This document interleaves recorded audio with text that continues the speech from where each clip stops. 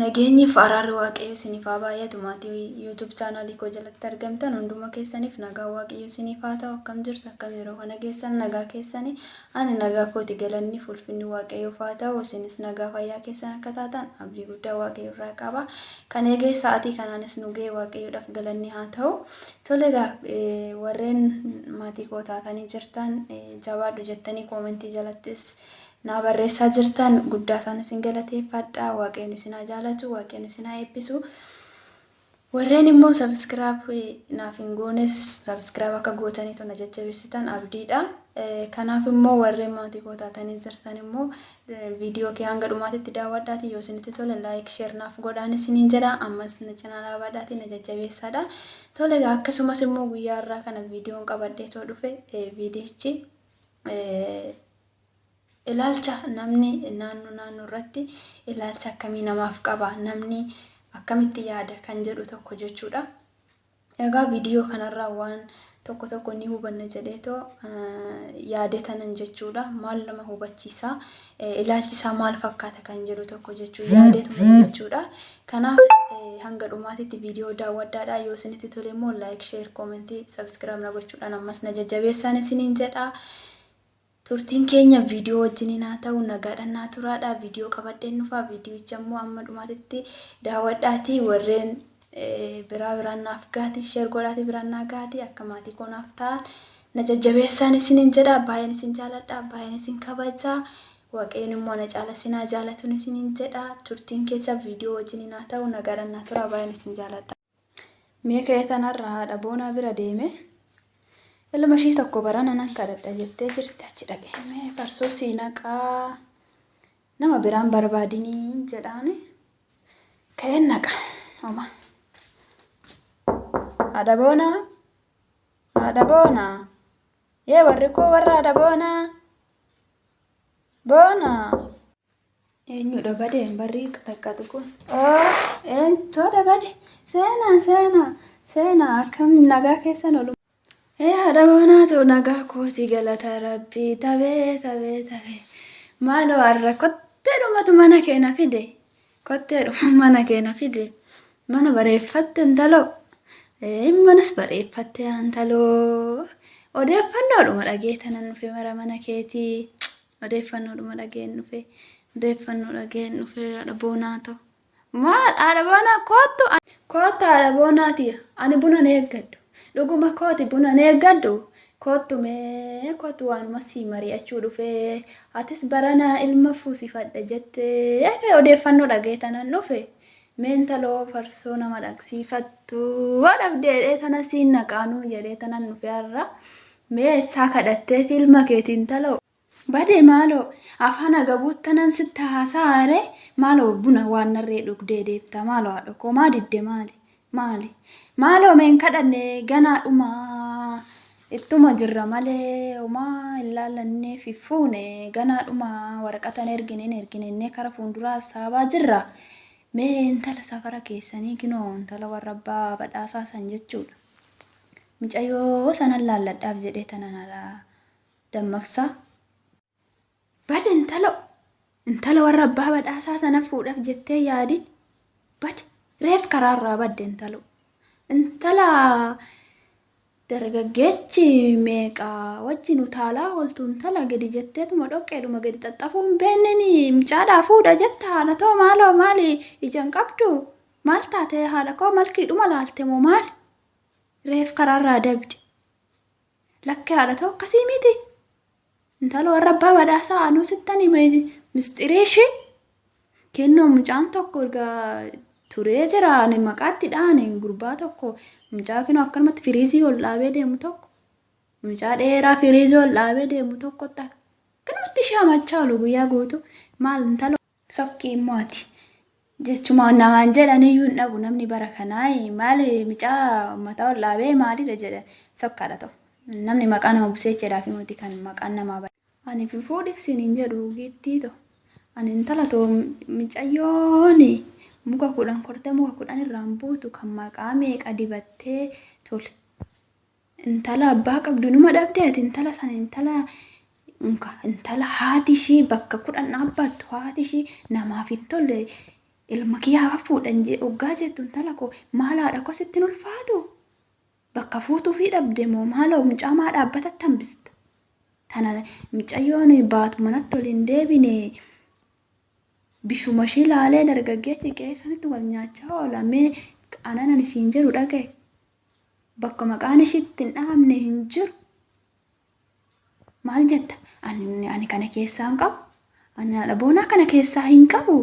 Isintu beeka ati mee ilma kee wajjin hin mari'adhu.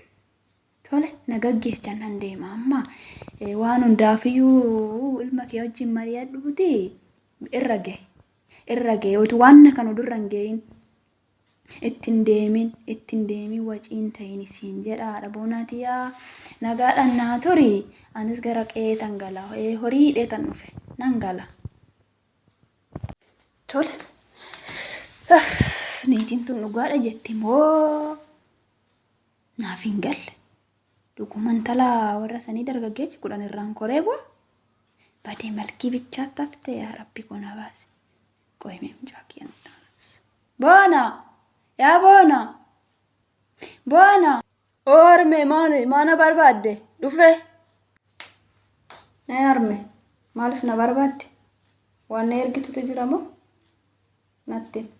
Dhuftee baga nagaan dhuftee ilma koo wanni si barbaadeefi. Mee waanuma xiqqoo kinoo intalas barana sii kadhanne jenne san jechuudha.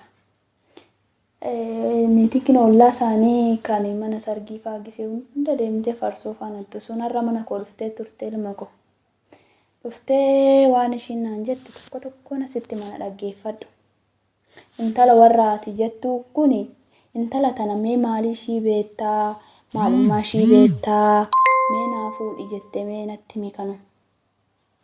Intala dargaggeessa 10tu koree irraan bu'a jedhani ilma koo ani intala baalagee ofitti ol fidee too intala abbaa hin qabne naa fuudhi kan naan jette ani keessaa hin qabu.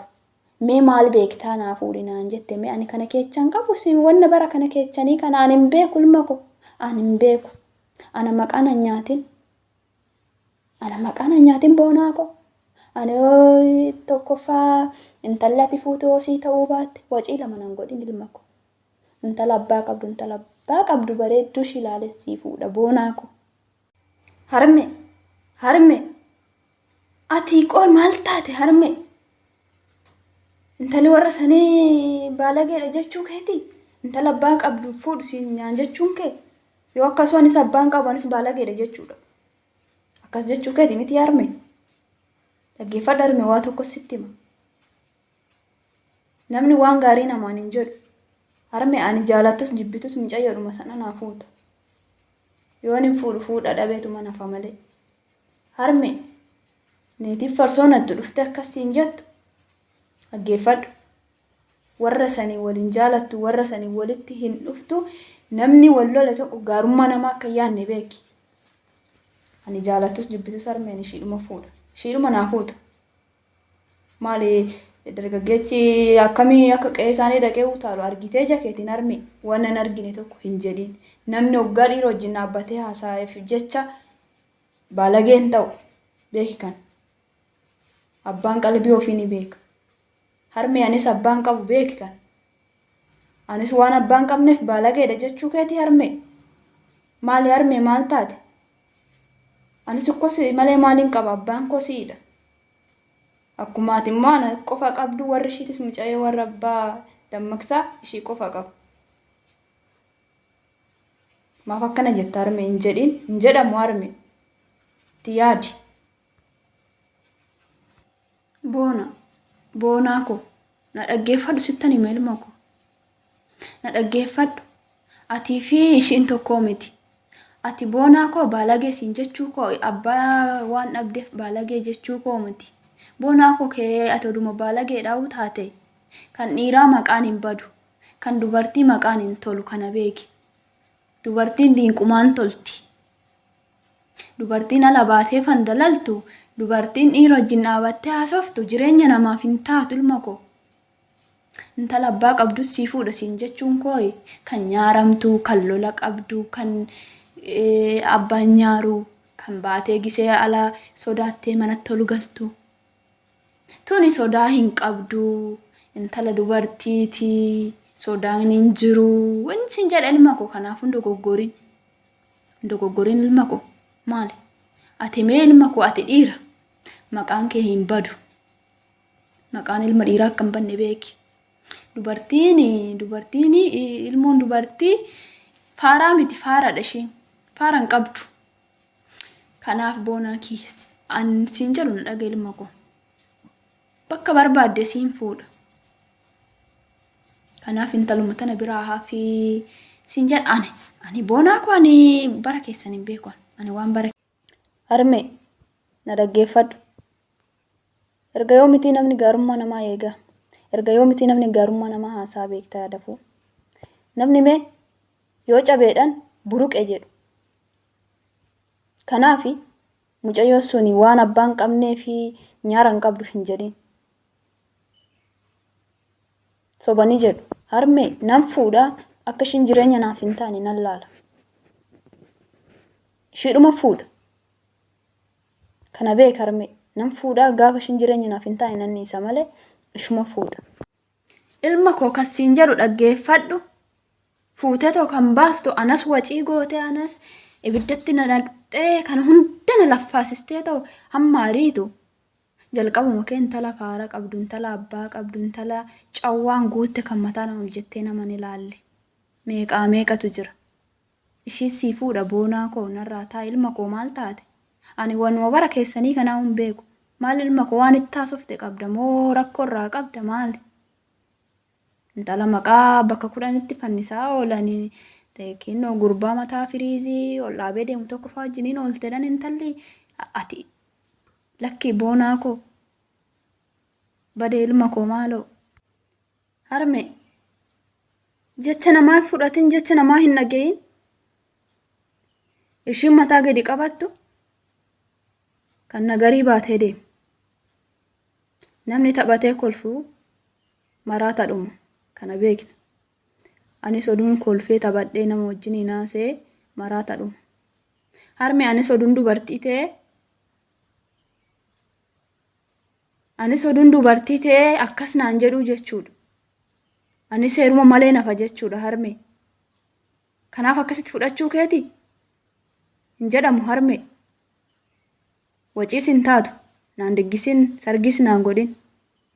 Nan fuudhamee akkana wajjin hin jiraanne ilaala. Jecha namaas fiddoon qaban. Kana beeki harme. Maaliif gabaa 10 of hin dhaabnu jecha namaatis hin qabadhu. Intala abbaa qabdu san irra intala abbaa hin qabne tana fuudhuu naa wayyu. Baalageen ishee abbaa qabdu san. Nama ishee tokko xaaxaruu hin qabda bakka barbaadetti utaalaa kan ooltu jechuudha. Silas namni kolfee taphatu namni ilkaan hin kolfu hundinuu maraata dhuma. Baalageedhas. Kanumaaf baalagee namaan jedhu. Harmee ishuma fuudha jaalattus jibbitus. Si fuudhoo naan jette immoo ani si fuudhu kan biraa. Kanuma. Ilma koo boonaa koo anu nusi tokkichan qaba. Tokkicha koo kana anis alamii kee arguun barbaada ilma koo. Alamii kee arguun immoo gammadee too sargii keetirra nama dhaabbatee akkuma ililchee too sargii kee fudhadheetti immoo intala gadi jettee too si wajjiniin bultuun barbaada ilma koo. Kanumaaf ani ilma koo ani si diggisuus nan barbaada maafas si hin diggisne ilma koo anus si tokkichan qaba. Har'a oduun intala kana sii fuudhe boonaa koo maal jedhu seeti. Haati boonaa intala maqaan 10 beefsa fuute filma ilma tokkicha qabdu bakka rogaatti fuudhu fi dadhabde jedhu. Maqaa 10 tunaabaa ilma koo maaloo ilma koo na dhagaye. Gorsa haadha hin didanii na dhagaye. Harme ammas siif hin galuuti. Namarraa oduu namaa dhaggeeffattee intalli beluu nama 10 wajjiniin haasaa walti baalageedhaa ol jettee too bishaanuu gannammee bishaan ol qabuu hin dandeessu. Yoo siin jedhanis sitti mana ati dhugaadha jettee hin fudhatin. Maaliin mirkaneeffatte odeeffannoo malee? Intala kana eenyutu ishii beeka? waan man jaartii sun dhufteetu akkana jetteefi hin dhagayin harmee ammas taanaan ishuma naa fuuta harmee yoo dhuguma ilma koo tokkicha fuusise waggaa jette intaluma san naa fuuta. Maaf maqaan kee bada waan naa fuutee fi maqaan kee bada moo akka itti wajjin jiraadhu natu beeka harmee naa fuutaa akka itti jiraadhu natu wajjin hin beeka. Jecha namaaf iddoon kennin harmee. Anis oduun dubarate akkasuma jechuu danda'u garuu ani gochaa koo ta'uu dhiisuu danda'a. Intalli kun amma garuu gochaa ishiitii miti. Sirriidha harmee barteewwan miidhaa fidan barteewwan naannoo keenyatti barataman barteewwan bakka jechaan nama miidhuudhaaf deeman jechuudha naannoo kana keessatti guutamee jira. Jeegiddi dirqama bakka odeeffannoo akkanaa odeessuu jecha namaan jedhamuu hin qabne odeessuu namni waggaa kolfee taphatee baalagee ta'uu kuni gochaadhuma ol safara keenya keessa jiraatudha. Ani isatti amanuun barbaadu harmee ammas taanaan akkana jedheetu ani fuudha hin dhiisu intala kana. Gochaa ishii miti yoo dubbii kana dhiisi harmee waan namarraa hin eeggamne hin dubbati waan ijji keen arge hin jedhin harmee. Kuni dambiidhuma nama keenyatti waan kudhan namaan jechuun. Kanaaf dhiisi biraafi. Kan abbaa qabdus kan abbaa hin qabnes baalagee miti. Haa jedhan. Akkuma barbaadan haa jedhan abbaan barbaadan.